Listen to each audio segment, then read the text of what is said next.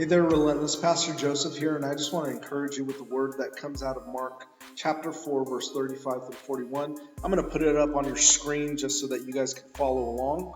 It says this: On that day, when evening had come, he said to them, "Let us go across to the other side." And leaving the crowd, they took him with them in the boat, just as he was. And other boats were with him. And a great windstorm arose, and the waves were breaking into the boat, so that the boat was already filling. But he was in the stern, asleep on the cushion. And they woke him and said to him, "Teacher, do you not care that we are perishing?" And he awoke and rebuked the wind and said to the sea, "Peace, be still." And the wind ceased, and there was a great calm. He said to them, "Why are you so afraid? Have you still no faith?" And they were filled with great fear and said to one another, "Who then is this that even the wind and the sea obey him?" Can I let you know, storms in this life are going to come. It's a natural thing. In fact, right now outside my window, there's a storm raging. Sometimes in life, things come our way that we didn't expect. Things come our way like maybe a divorce, or maybe COVID-19, or maybe a death of a loved one. There's storms that we go through in life. And I want you to know it matters how you weather those storms. I believe it was verse 36 at the end, it says, "And other boats were there with him."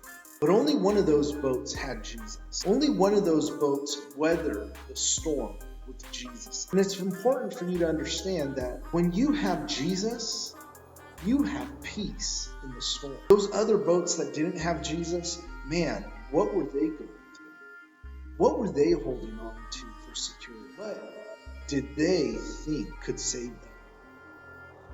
I want you to know that in these times, it matters if we have Jesus, because we turn to him and he is the one who can speak peace to the storm. But it's also important how we weather this storm.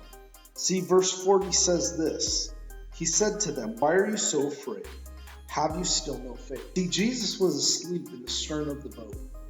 He was asleep when the storm was raging. I believe that Jesus was kind of testing the disciples. See, it's no doubt that Jesus was being kind of tossed around also. I mean, he was asleep in the boat that was being tossed around. The waves were crashing on it. They were filling the boat with water. So no doubt Jesus was probably feeling the effects of this storm as well. But he was asleep. He was at perfect peace because he knew that God had called him to go to the other side. In fact, Jesus calls the disciples to go to the other side. And that's why he tells them, "Why are you so afraid? Have you no faith?" See, he was letting them know, I've called you to the other side. You and I are going to make it there.